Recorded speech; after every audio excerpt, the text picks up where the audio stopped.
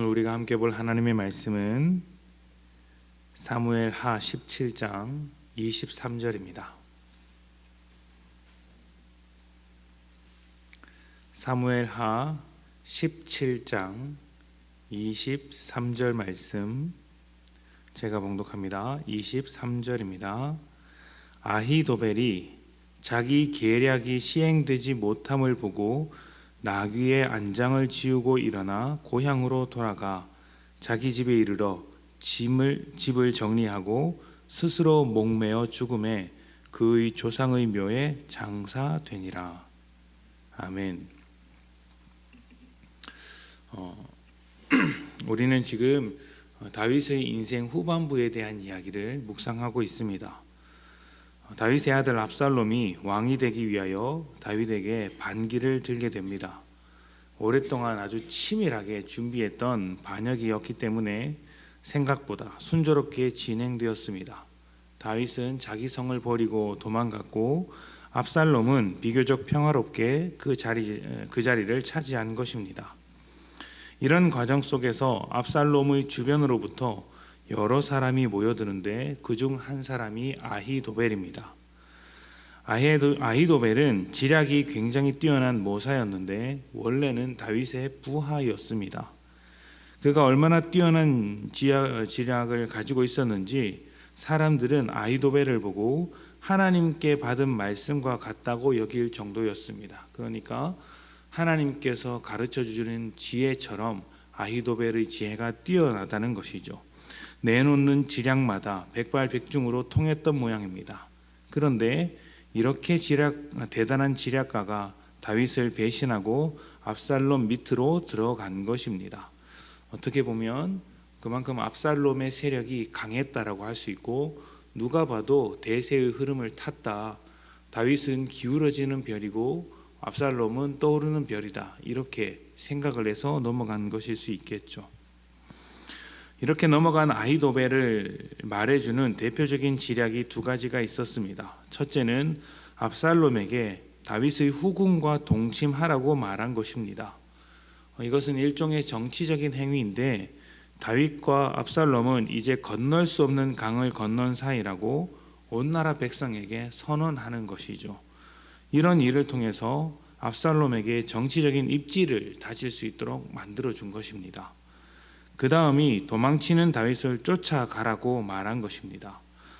그는 압살롬에게 적은 규모라도 빨리 군대를 만들어서 다윗을 쳐야 한다고 주장했습니다. 요단강을 넘어가기 전에 더 먼 곳으로 도망가기 전에 뒤를 쫓아가서 끝장을 봐야 한다 말을 했습니다. 그런데 압살롬은 아히도벨의 말을 듣지 않고 그 대신 다윗의 친구이자 또 다른 지략가 모사꾼, 지금은 압살롬과 함께하고 있는 모사꾼 후세의 말을 들었습니다. 후세는 그렇게 급하게 쫓아가다가는 오히려 역습을 당할 수 있으니 제대로 된 정규군을 편성해서 총공세를 펼치자는 입장이었는데 결과적으로 보자면 아히도벨의 말이 맞았습니다. 후세는 자신의 전략으로 정규군을 편성하는 그 시간을 충분히 번 다음에 다윗에게 사람을 보내서 도망갈 길을 열어주었기 때문입니다. 완벽한 압살롬의 사람이 아니었던 것이죠. 아히도벨은 자신의 전략이 받아들여지지 않고 압살롬이 결정적인 실수를 했다고 생각했는지 집으로 돌아가서 스스로 목숨을 끊습니다. 성공하지 못한 쿠데타의 결말이 무엇인지 너무 잘 알고 있었기 때문에 그런 선택을 했는지도 모르겠습니다. 참 비극적인 결말이고 안타까운 인생이라고 할 수 있는데 왜 이런 일이 벌어지게 되었는가? 이것을 묵상해 봐야 합니다. 아히도벨은 확실히 뛰어난 사람입니다. 하나님의 지혜와 견줄만 하니 대단한 사람이라고 할 수 있겠죠. 그런데 무엇이 이 사람을 이런 모습으로 퇴장하게 만들었을까요? 압살롬에게 자신의 주장을 조금 더 강력하게 밀어붙이지 못해서였을까요? 아니면 후세의 의견을 반박하고 다윗을 추적했더라면 훨씬 더 좋은 결말을 맞이할 수 있었을까요? 그렇지 않습니다. 핵심은 다른 곳에 있기 때문이죠. 사무엘하 17장 14절에는 이런 말씀이 있습니다. 압살롬과 온 이스라엘 사람들이 이르되 아렉 사람 후세의 계략은 아히도벨의 계략보다 낫다 하니, 이는 이렇게 된 것은 여호와께서 압살롬에게 화를 내리려 하사 아히도벨의 좋은 계략을 물리치라고 명령하셨음이더라. 하나님께서 그 계략을 물리치도록 만드셨다. 압살롬에게 화를 내리려고 하셨다. 아히도벨의 비극은 하나님의 뜻을 따라가지 않고 하나님의 반대편에 있었기 때문에 벌어진 일입니다. 그래서 하나님이 아히도벨이 내놓은 계략이 분명히 좋은 계략임에도 불구하고 그것을 물리치도록 인도하신 것이죠. 사람이 아무리 뛰어난들 하나님의 반대편에 있다면 아무짝에도 쓸모가 없습니다. 그 뛰어남이 죄를 만들기 때문이죠. 교회 안에서도 훌륭한 사람, 대단한 사람이 있을 수가 있고, 또 목회자도 꽤 실력 있는 목회자들이 있을 수가 있습니다. 그러나 그 모든 훌륭함과 실력을 가지고 하나님의 반대편에 설 수 있다는 것도 기억을 해야 합니다. 하나님의 반대편에 서서 교회를 이끌어가는 일들이 얼마나 많습니까? 아히도벨은 그 좋은 머리, 그 대단한 능력을 가지고도 하나님의 뜻과 생각이 무엇인지 알아볼 생각조차 하지 않았습니다.